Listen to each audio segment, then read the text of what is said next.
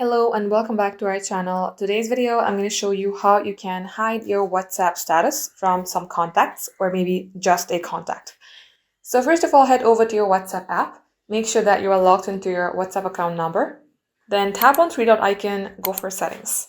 In here, select privacy and you will see status just above read receipts.